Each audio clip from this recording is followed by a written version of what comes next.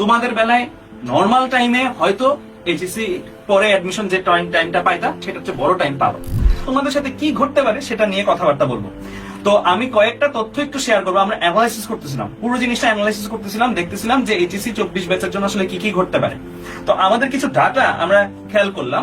তোমরা যদি subject mapping এর মাধ্যমে ঠিক এইচএসসি 20 সালের মতন রেজাল্ট দেয়, তাহলে কয়েকটা জায়গায় একটু পার্থক্য থাকবে। এইচএসসি 20 থেকে কয়েকটা জায়গায় একটু পার্থক্য থাকবে, সেই পার্থক্যটা আগে বলে নেই, তারপর এইচএসসি 20 এর সাথে কি হয়েছিল সেটা আমরা বলবো, তোমাদের সাথে কি ঘটতে পারে সেটা নিয়ে কথাবার্তা বলবো। এসএসসি 2018 অর্থাৎ এইচএসসি 20 সালে যারা, তাদের কিন্তু এসএসসি তে জিপিএ 5 প্রাপ্ত স্টুডেন্টসদের সংখ্যা ছিল 1,11,000, অর্থাৎ এই নাম্বারটা 1 লাখের ঘরে। এখানে সায়েন্সের স্টুডেন্টও ধরো সাপোজ তুমি ধরতে পারো যে 1 লাখের কিছু কম হবে, ঠিক আছে। বাট তোমাদের বেলায় এসএসসি 22 ব্যাচ অর্থাৎ এইচএসসি 24 ব্যাচ মানে তোমাদের ক্ষেত্রে এই জিপিএ 5 এর নাম্বারটা কিন্তু 2,69,000, অর্থাৎ তুমি যদি নাম্বারটার মধ্যেই পার্থক্য দেখো তাহলে অলমোস্ট আড়াই গুণ জিপিএ 5 তোমাদের বেলায় এসএসসি তে দেওয়া হয়েছিল। কারণ স্বাভাবিক, এসএসসি 2018 সালে যারা পরীক্ষা দিছিল তাদের ক্ষেত্রে ফুল সিলেবাসে এসএসসি পরীক্ষা হয়। স্বাভাবিকভাবে ফুল সিলেবাসে পরীক্ষা হলে একটু জিপিএ 5 এর নাম্বার বা অন্যান্য কিছু কমে আসে। তোমাদের বেলায় কিন্তু এসএসসি পরীক্ষাটা 50 মার্কস হয়েছিল এবং শর্ট সিলেবাস হয়েছিল, যে কারণে তোমাদের ক্ষেত্রে কিন্তু এসএসসি পরীক্ষায় আমরা দেখেছি ব্যাপক জিপিএ 5 পাওয়ার একটা রেকর্ড অলমোস্ট। এরপরের ব্যাচেও কিন্তু এই পরিমাণের জিপিএ 5 ছিল না, ঠিক আছে। তো এই কথা দুটো একটু মাথায় রাখিও পুরো লাইভ জুড়ে, কারণ এখানে আমরা যেই রেফারেন্স গুলো টানবো সেগুলো হচ্ছে এইচএসসি 20 সালের ডাটা। এইচএসসি 20 সালের ডাটাতে কিন্তু তোমাদের সাথে ডাটার পার্থক্য কত, প্রায় আড়াই গুণ।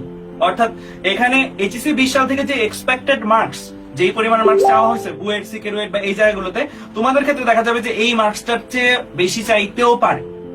তো আপাতত আমাদের পরামর্শগুলা বা ডাটাগুলো দেখো। আমি প্রথমে একটু ইমনকে ডাকবো, যেহেতু ইমন সরাসরি এইচএসসি 20 সালের একজন স্টুডেন্ট এবং তাদের ক্ষেত্রে কিন্তু প্রায় আমি যেটা শুনেছি যে 1 বছরের মতন একটা অ্যাডমিশন পিরিয়ড তারা পাইছিল। 1 বছর মানে ইউ ক্যান ইমাজিন যে আজকে থেকে আরো 1 বছর পর্যন্ত তোমাদের অ্যাডমিশন পিরিয়ড, এরকমও হলেও হতে পারে। তাও আমি বলবো না যে 1 বছর ধরে রাখো, বাট এতটুকু শিওর যে বিগত সালে যারা যারা এসএসসি পরীক্ষা দিচ্ছে, এইচএসসি 23, এইচএসসি 22, তাদের চেয়ে তোমাদের টাইমটা একটু হলেও বড় হবে। কারণ এখন আমরা যে পরিমাণের খবর পাচ্ছি, বুয়েট বলো, বিভিন্ন ইউনিভার্সিটি বলো, বিভিন্ন ইউনিভার্সিটির কিন্তু যারা নেতৃত্বস্থানীয় পার্সনরা ছিল, অর্থাৎ ভিসি, প্রো ভিসি বা উনারা কিন্তু পদত্যাগ করতেছে। এবং ইউনিভার্সিটি লেভেলেও পুরা যে যারা লিড দিবে বা এই ডিসিশন গুলো হবে যে ইউনিভার্সিটি অ্যাডমিশন টেস্ট কিভাবে হবে, সেই জায়গায় কিন্তু একটা বিরাট পরিবর্তন আসতেছে। এই পরিবর্তনটার কারণেও কিন্তু ধরা যায় তোমাদের বেলায় নর্মাল টাইমে হয়তো এইচএসসি পরে অ্যাডমিশন যে টাইমটা পাইতা সেটা হচ্ছে বড় টাইম পাবো। তো আমি একটু ইমনের কাছে যাবো, ইমনের কাছে আগে জানতে যাবো যে এই সময়টাতে আসলে কিভাবে ওদের সময় তো এরকম একটা সিনারিও ওরা ফেস করছে কোভিড পরবর্তীতে, ওরা কিভাবে এই জিনিসটা কভার আপ করছিল, এই জিনিসটা আমি একটু যাবো। আচ্ছা, সো ভাই প্রথমেই যে কথা বলবো যে তোমরা সবাই তো দেখতেছো যে ফেসবুকে তোমাদের নিয়ে অন্যান্য ব্যাচ যারা আছে তারা অবশ্যই ট্রল করবে। কারণ এই জিনিসটা এমন যে 2020 সালেও হয়েছিল, যে 2020 সালে যখন আমাদেরকে মানে এরকম সাবজেক্ট ম্যাপিং এর মাধ্যমে যে সিএসসি এর উপর বেস করে এই সিরিজটা দিয়েছিল, তখনও কিন্তু ফেসবুকে অনেক কথা হয়েছে, অনেকে অনেক কিছু লেখছে বা এখনো লেখে যে 20 ব্যাচ অটো পাস বা এরকম কিছু একটা। সো তোমাদের 24 কে নিয়েও কিন্তু লেখালেখি হচ্ছে, আজকে সারাদিন যাবত লেখালেখি হচ্ছে যে 24 ব্যাচ এমন এমন এমন। সো প্রথম কথা, ফেসবুকে এই জিনিসগুলো দেখলে তোমাদের নিজেদের ডিপ্রেসিং লাগবে জিনিসটা, যে কেন লিখতেছে, সবাই কেন বলতেছে। সো আমি প্রথমে তোমাদের একটা উপদেশ দিব, এই জিনিসগুলোকে পার্সোনালি নিয়ে কার সাথে ঝগড়ায় জড়ায় না। যে তোমার ফ্রেন্ড লিস্টে একজন বড় ভাই একটা পোস্ট করলো, যে হয়তো এখন ঢাবিতে আছে, বুয়েটে আছে, সে হয়তো পোস্ট করে তোমাদের 24 ব্যাচকে নিয়ে কিছু একটা লিখছে।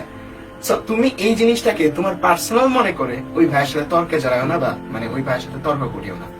সো এই জিনিসটা তোমাদের এই সোশ্যাল মিডিয়া যখন তোমরা ইউজ করতেছো, ওইটার তরফ আমি বলতে পারি যে এই জিনিসটাকে পার্সোনালি নিও না। যারা ফেসবুকে যে জিনিসগুলো লিখতেছে এটাকে পার্সোনালি নিও না, কারণ এটা যখনই তুমি পার্সোনালি নিবা তখন নিজের কাছে খারাপ লাগবে। আরেকটা ব্যাপার হচ্ছে যে অনেকে এইচএসসি এর আগে থেকে অ্যাডমিশনের প্রিপারেশন নাও বা অ্যাডমিশনের পড়াশোনা কিভাবে শুরু করবো এই জিনিসগুলো জানতে চাচ্ছিলা কয়েকদিন আগে থেকে। কিন্তু একটা জিনিস একদম শিওর, সেটা হচ্ছে যখন তোমার মাথার উপরে এইচএসসি এর একটা চাপ থাকে, ওই মোমেন্টে তুমি এই অ্যাডমিশনকে টার্গেট করে পড়তে পারবে না। তোমাকে সবসময় একটা লক্ষ্য স্থির করতে হবে, ওই লক্ষ্য স্থির করার আগ পর্যন্ত তুমি কখনো ওই জিনিসটাই ফোকাস করতে পারবে না। তো তোমাদের মাথা থেকে আমি যদি বলি যে আজকে যেই সিদ্ধান্তটা আসছে, একটা অন্তত চিন্তা মাথা থেকে সরছে, সেটা হচ্ছে যে তোমাদের এখন টার্গেটটা যে ওই জায়গাতে অ্যাডমিশনের যে জায়গাতে তোমাদের টার্গেটটা নেওয়া উচিত, ওই টার্গেটটা নিতে তোমাদের হেল্প করবে।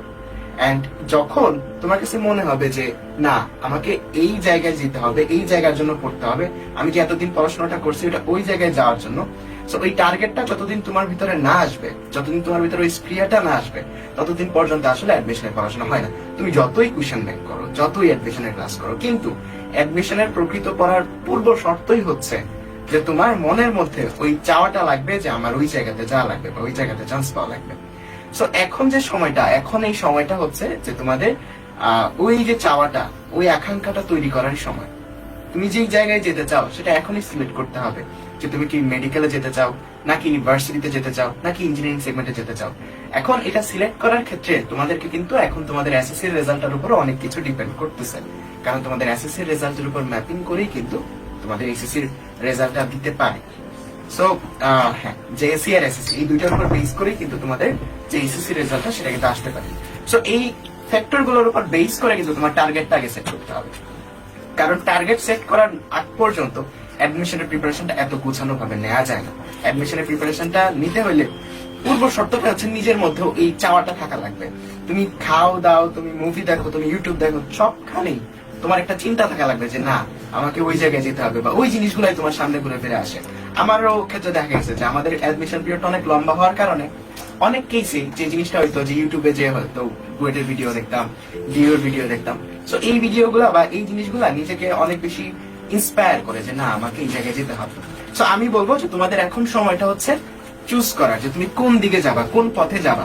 ওই যে আছে না একটা, তোমরা এখন তো অনেক মিম শেয়ার করো যে দুই দিকে দুইটা রাস্তা চলে যায়।